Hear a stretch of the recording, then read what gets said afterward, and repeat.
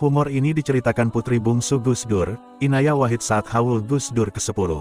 Gus Dur saat itu bercerita mengenai alasan beliau mengucapkan salam saat membuka ceramah. Gus Dur sering bercerita kepada kami. Salah satu alasan beliau tiap kali mau ceramah selalu dimulai dengan salam Assalamualaikum warahmatullahi wabarakatuh, adalah bukan karena beliau adalah kiai, tapi beliau ingin tahu, ini ada yang datang apa enggak. Ini beliau sendiri yang cerita, ucap Inaya Wahid. Melalui akun Twitternya, Alisa Wahid juga mengunggah humor Gus Dur. Salah satunya ketika ada sebuah acara forum kiai, yang dihadiri oleh Gus Dur dan dijaga petugas intelijen atau intel. Peristiwa itu terjadi di masa Orde Baru. Dalam forum itu, Gus Dur memberi sambutan dalam bahasa Arab. Ia minta forumnya berbahasa Arab saja karena ada intel yang mengawasi. Ketika sang komandan intel bertanya, bagaimana pertemuan para kiai dengan Gus Dur tadi?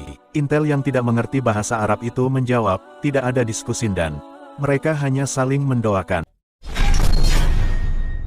Humor Gus Dur tentang permintaan presiden kepada Tuhan. Suatu hari, para presiden dan pemimpin negara lainnya tengah berdialog dengan Tuhannya. Diawali dengan Presiden Amerika Serikat.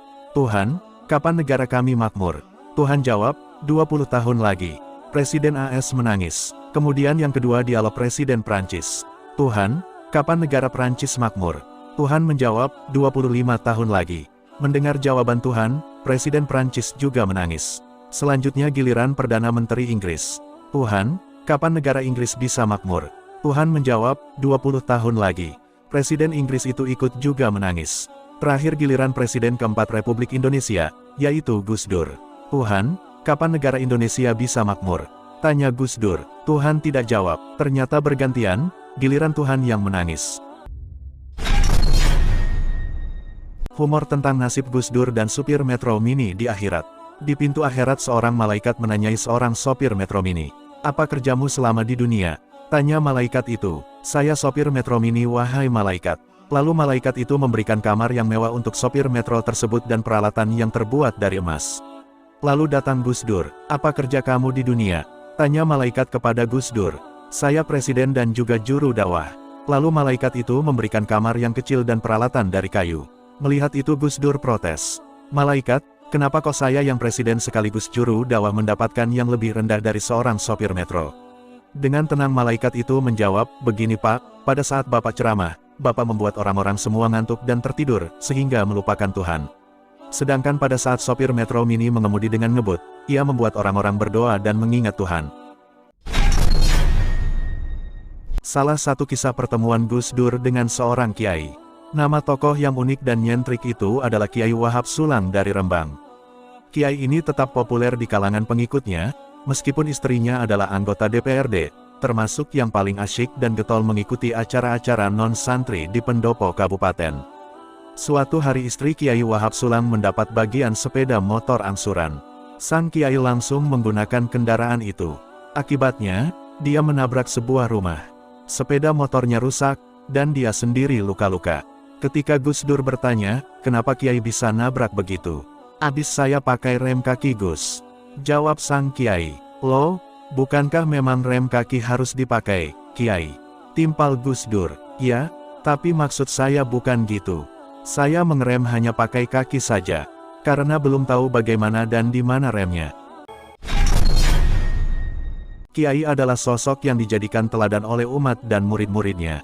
Meski begitu, sosok seorang kiai bukannya orang suci yang tidak bisa berbuat salah, melainkan manusia biasa. Suatu ketika, Gus Dur mendapat pertanyaan dari seorang wartawan yang meyakini bahwa seorang kiai tidak mungkin berbuat salah. Gus, itu ada kiai kok berbuat salah. Itu gimana padahal kan kiai itu orang suci? Tanya wartawan itu. Mendengar itu, Gus Dur menjawab dengan gaya khasnya yang santai, iya, justru yang boleh salah itu para kiai. Kalau kamu enggak boleh, kata Gus Dur. Jawaban Gus Dur membuat si wartawan heran, dan kembali bertanya, loh kok bisa gitu Gus? Tanya si wartawan. Ya, karena mereka tahu caranya tobat. Kalau kamu nggak tahu caranya, jawab Gus Dur sambil tertawa. Sama dengan pelanggar hukum itu, ya, harus oleh pakar-pakar hukum, karena mereka yang tahu caranya merekayasa hukum. Kalau kamu ya nanti kena pasal, timpal Gus Dur lagi. Suatu hari di bulan Ramadan, Gus Dur menyambangi kediaman Presiden Soeharto untuk berbuka puasa bersama. Dirinya hadir ditemani Kiai Asrowi.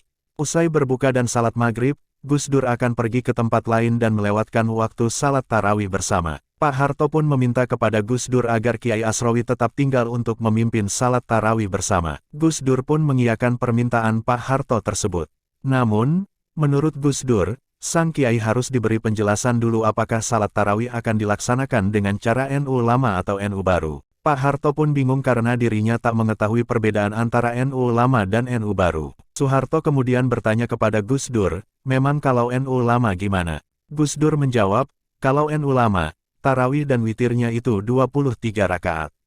Pak Harto kembali bertanya, kalau NU baru?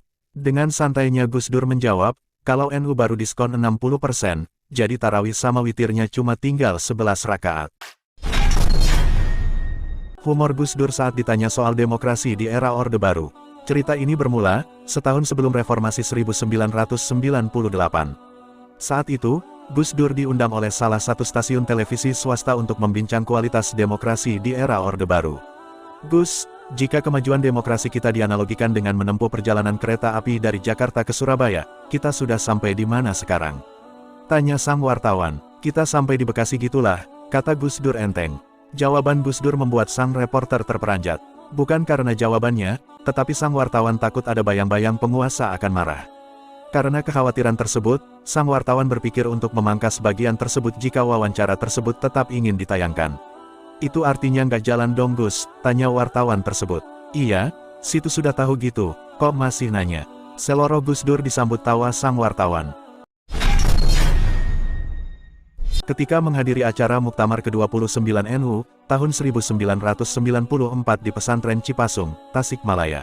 Saat itu Gus Dur memiliki hubungan kurang baik dengan Presiden Soeharto.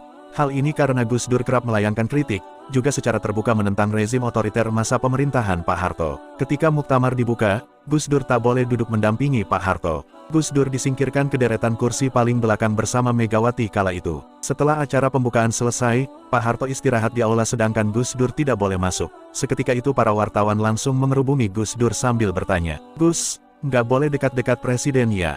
Tanya wartawan kepada Gus Dur. Ah, nggak masalah, jawab Gus Dur cuek. Nggak masalah gimana, Gus? Tanya wartawan lagi. Daripada mikirin ingin dekat-dekat Presiden, lebih baik jadi Presiden sekalian nanti, ucap Gus Dur mantap. Bak prediksi yang tepat sasaran, ucapan Gus Dur tersebut pun menjadi kenyataan. 5 tahun kemudian Gus Dur terpilih menjadi Presiden RI. Saat Gus Dur masih berusia belasan tahun, ia menimba ilmu agama di pondok pesantren. Gus Dur bersama beberapa temannya merancang skenario pencurian ikan di kolam milik sang kiai. Teman-temannya mencuri ikan di kolam, sementara Gus Dur mengawasi di pinggir kolam dengan dalih jika sewaktu-waktu sang kiai keluar dan melewati kolam. Tak lama kemudian, sang kiai yang selalu keluar rumah setiap pukul 1 untuk salat malam di masjid, melintas di dekat kolam. Teman-teman Gus Dur yang sedang asyik mengambil ikan, langsung disuruh kabur.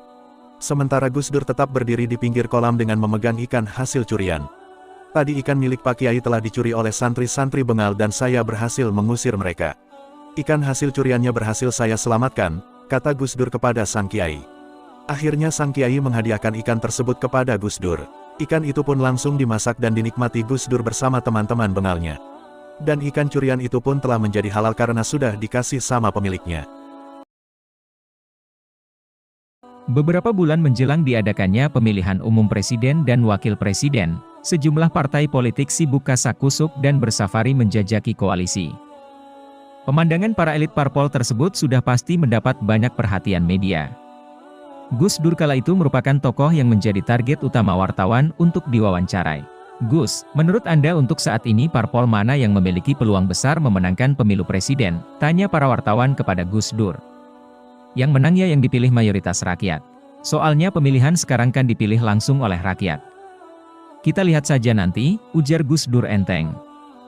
Tiba-tiba wartawan lain bertanya, oh ya Gus, kenapa dalam setiap kampanye, parpol-parpol senang sekali membodohi rakyat? Soalnya kalau pintar, rakyat nggak bakalan milih parpol-parpol itu. Karena orang pintar kan milih tolak angin, jawab Gus Dur dengan bercanda. Di era kepemimpinan Soeharto, beberapa kalangan mengkhawatirkan keselamatan Gus Dur, terutama sahabat-sahabatnya di Forum Demokrasi, Fordem. Suatu ketika, wartawan senior Selamun Yohanes Bosco, atau yang dikenal Don Bosco Selamun menceritakan pengalaman mewawancarai Gus Dur. Ia salut dengan keberanian Gus Dur di tengah ketakutan orang-orang di zaman itu. Gus, dengan keberanian Anda ingin dikenang sebagai apa jika Tuhan memanggil kelak? Tanya Don Bosco Slamun. Tulis di batu nisan saya, di sini beristirahat seorang pejuang kemanusiaan sejati, jawab Gus Dur mantap. Ndak ingin dikenang sebagai tokoh muslim yang hebat Gus? Apa pentingnya? Gus Dur balik bertanya. Atau dikenang sebagai pejuang demokrasi gitu Gus? Mungkin situ berpikir itu penting, tetapi bagi saya pejuang kemanusiaan saja. Cara saya, ya, demokrasi, kata Gus Dur. Demokrasi yang seperti apa Gus? Demokrasi yang tidak disukai Pak Harto. Gitu aja kok repot.